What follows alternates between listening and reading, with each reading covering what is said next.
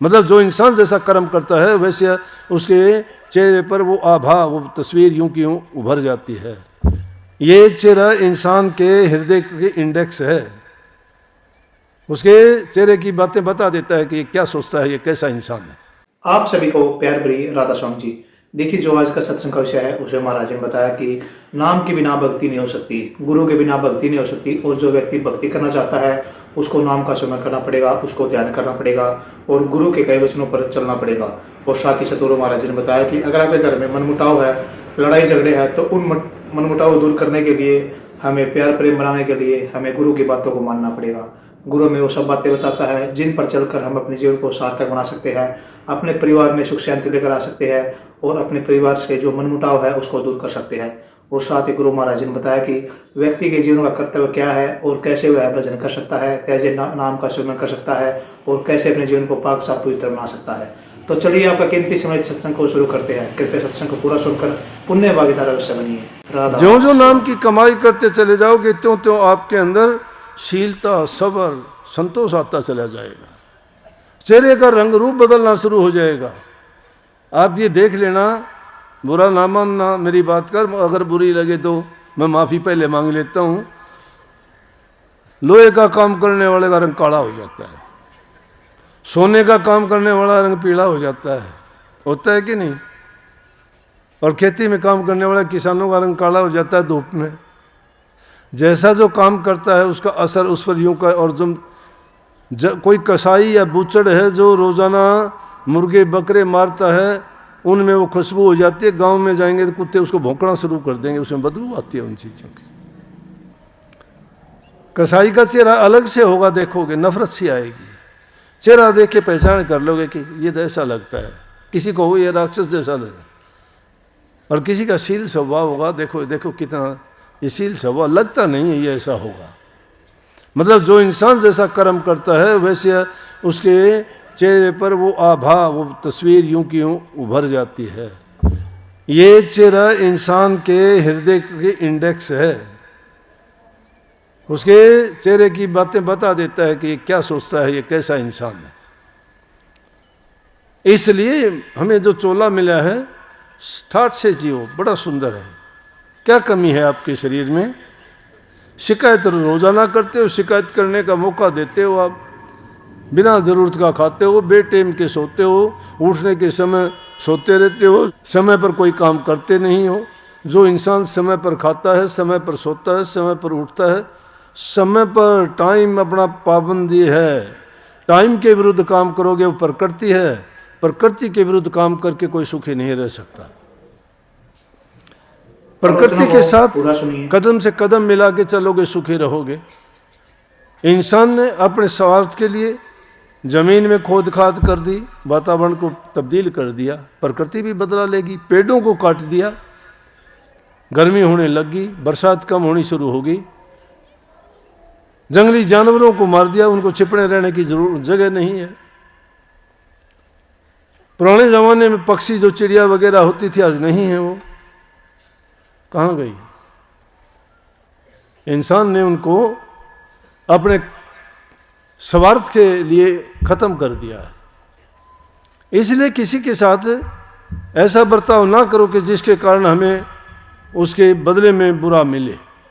अगर अच्छा चाहते हो तो अच्छा करो, सुख चाहते हो सेवा करो, मुक्ति चाहते हो तो भक्ति करो,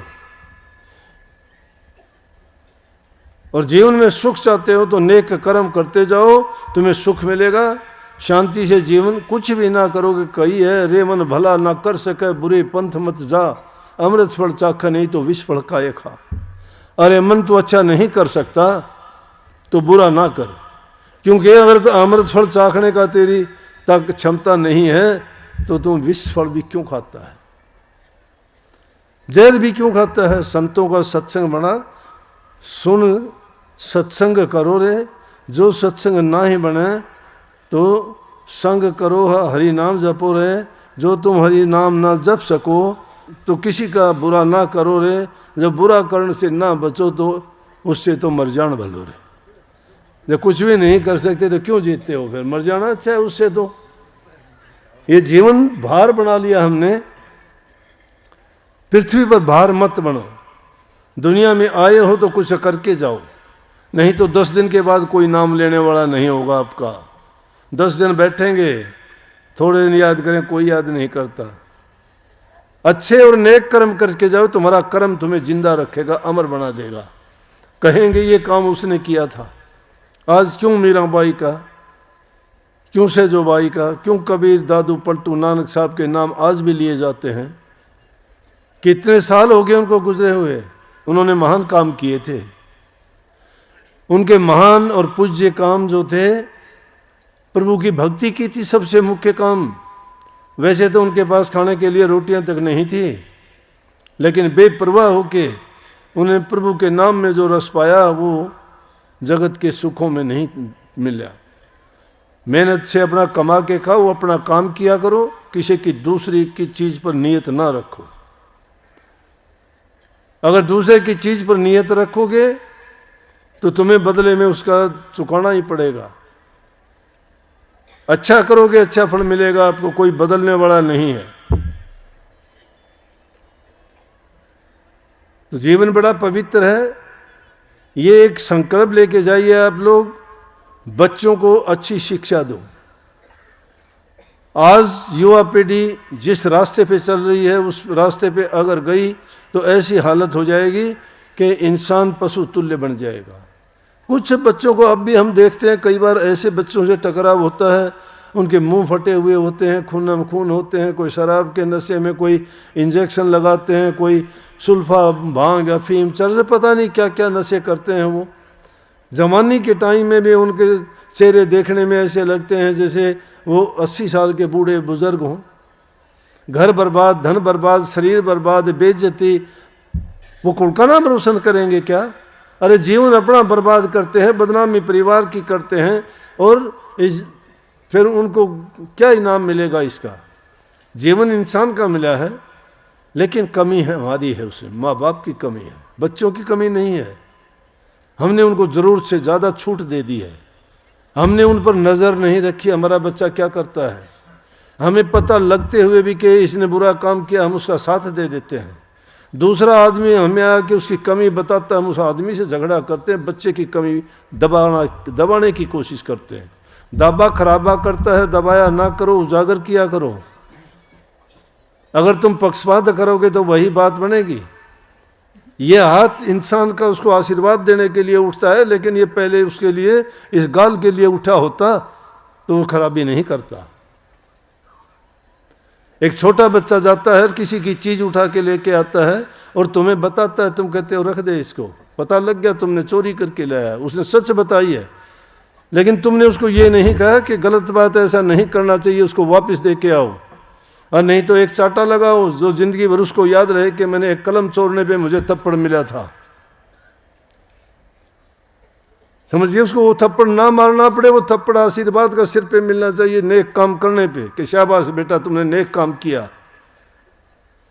किसी ने इसी तरह से एक कलम चुराई, बाद में उसने छोटी मोटी और चोरी शुरू कर दी, और बाद में वो इतना बड़ा चोर और डकैत हो गया। तो कहते हैं उसका परिणाम ये हुआ कि उसको फांसी तक का हुक्म हो गया कि इसने बहुत गलत किया, इसको फांसी दे दी जानी चाहिए। फांसी जब चढ़ाते हैं तो उससे पूछते हैं कि तेरी आखिरी इच्छा क्या है बताओ। तो उस बच्चे को जब तो जवान हो चुका था, जब फांसी पर ले जाने लगे और उससे पूछा कि तेरी कोई आखिरी इच्छा हो तो बताओ, हम पूरी करेंगे। बोला मेरी माँ से मिलवा दो, मेरी आखिरी इच्छा है कि मरने से पहले मेरी माँ से मिलना चाहता हूँ। उसकी माँ को बुलाया गया, उसकी माँ जब उसके पास आई तो कहने लगे, रोने लगी बेटा। बोला कि रोने की बात नहीं है माँ, तूने बहुत प्यार दिया, जन्म दिया, पालन पोषण किया, मेरी हर बात का आपने समर्थन किया, इतना प्यार था, आखिरी वक्त है, अगर मुझे वो पहले दिन ही गलत काम किया था, रोक देती था, मेरी ये हालत नहीं होती, फांसी नहीं टूटता, मैं फांसी नहीं टूटता।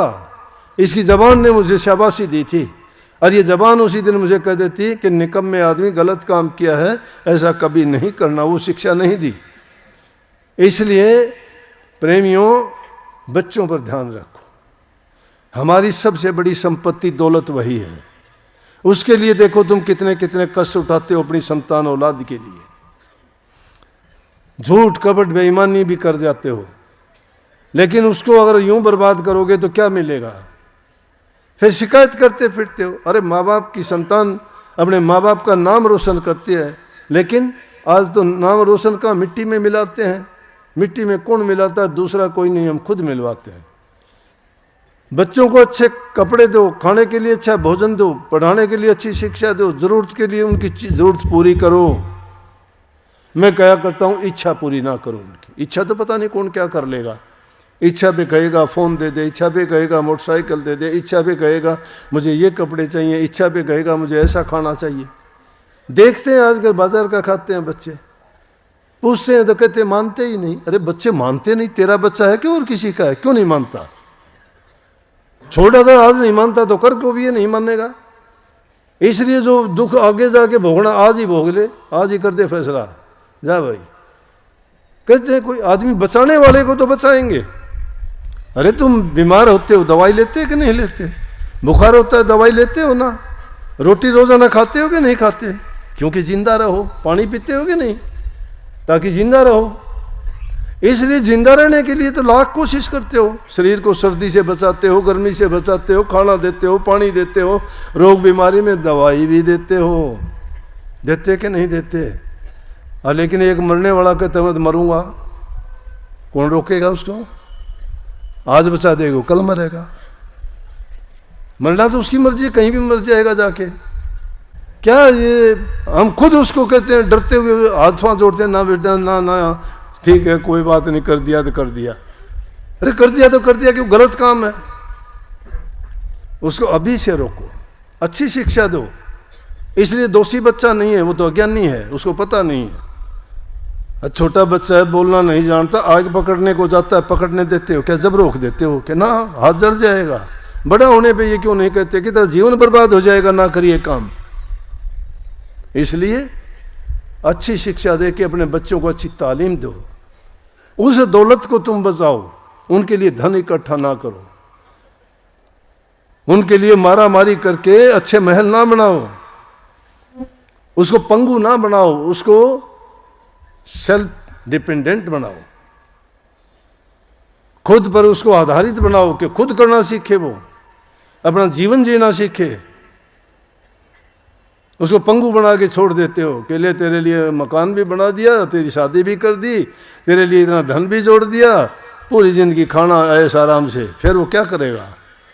फुर्सत होगी कि दारू का पिएगा, सुल्फा गांजा पिएगा और उल्टे रास्ते पे चलेगा, झगड़े मुकदमे करेगा। बर्बादी का रास्ता दे दिया हमने उसे। ये माया का रूप है। यह माया बड़ी दुधारी तलवार है, दोनों तरफ से काटती है। ये माया दो फल की रूखड़ी है। इसको ठीक ढंग से जो खर्चता खाता है तो उसको मुक्ति देती है, लेकिन बर्बादी के रास्ते पर चलता है तो उसको बर्बाद करके नरकों में पहुंचाती है। लेकिन सबसे उत्तम है नाम भक्ति। नाम भक्ति हरि रस नाम में है। हरि रस, नाम रूपी रस, जिसको पीने से अमर हो जाता है, आनंद आता है, मन बलवान, शरीर बलवान, जीवन सफल, मुक्ति मिलती है। उस नाम को कभी ना भूलो। संकल्प लेके जाओ कि हम रोजाना दोनों टाइम एकाग्रचित होके उस नाम का सुमरण किया करेंगे, मस्त होके। चाहे कितनी दुख पीड़ा दर्द हो, कितनी परेशानियां हो, भूल जाया करो। जब वो 15 मिनट का अभ्यास करके उठोगे, तुम्हारी पीड़ा गायब मिलेगी तुम्हें। वो दुख दर्द तुम्हारा भाग जाएगा, तुम्हें पता भी नहीं लगेगा कहाँ गया, क्या हुआ। ये शिकायत करते हो रोजाना, जी मेरे हाथ में दर्द है, मेरे कंधे में दर्द है, मेरे से चला नहीं जाता, मेरे सर्वाइकल हो गया, मेरे से मुड़ा नहीं जाता। क्यों? करके देखो। समय पर सोया करो, समय पर खाया करो, समय पर प्रभु की भक्ति किया करो। 100 काम छोड़ के नहाया करो, 1000 काम छोड़ के खाया करो, लाख काम छोड़ के प्रभु की भक्ति किया करो। सबको बहुत बहुत आशीर्वाद। मालिक आपको शक्ति दे। नेक काम करो जीवन में, प्रभु भक्ति किया करो, नाम भक्ति जम के करो, बुराइयों को छोड़ के सच्चाई के रास्ते पर चलो। मालिक आपका साथ देगा, हमारा भी आशीर्वाद साथ रहेगा। गुरु महाराज से दुआ करूंगा कि आप सबको शक्ति दें। सत्संग को पूरा सुनने के लिए बहुत बहुत धन्यवाद। हम आशा करते हैं आपने सत्संग को बड़ा ध्यान से सुना हुआ। तो जैसे पहले सत्संग जी आपने सत्संग में सुना, महाराज जी ने बताया कि व्यक्ति का जो उद्देश्य है वो सिर्फ नाम का सुमरण करना और भक्ति करना है। जो व्यक्ति नाम का सुमरण करता है उस व्यक्ति का परिवार संवरता है, उसका जीवन भी संवरता है और वह अपने जीवन में लक्ष्य को प्राप्त करता है। जैसे गुरु महाराज जी ने बताया कि कभी भी गुरुमुख होकर अपना जीवन जीते हैं तो आपका जीवन सार्थक बनता है। जो इंसान मनमुख होता है, जो अपने मन की सुनता है, वह व्यक्ति ना तो मंजिलों को प्राप्त करता और ना कभी सुखी हो सकता। उस व्यक्ति का जीवन हमेशा दुख में, संकट में और अंधेरे में रहता है। इसलिए गुरु के शब्दों को मानो, गुरु की वाणी को मानो और गुरु के बताए गए रास्तों पर चलो और अपने जीवन को पाक साफ पवित्र अवश्य बनाइए। तो कृपया गुरु महाराज जी की इन बातों को आप अपने जीवन में अवश्य उतारिए और अपने जीवन को सार्थक अवश्य बनाइए। और साथ ही अगर आपको सत्संग अच्छा लगा तो कमेंट बॉक्स में राधा स्वामी लिखकर पुण्य भागीदार अवश्य बनिए। मिलते हैं जल्दी एक नए और बहुत ही प्यारे प्रवचनों के साथ। तब तक के लिए आप हमें दीजिए राधा स्वामी।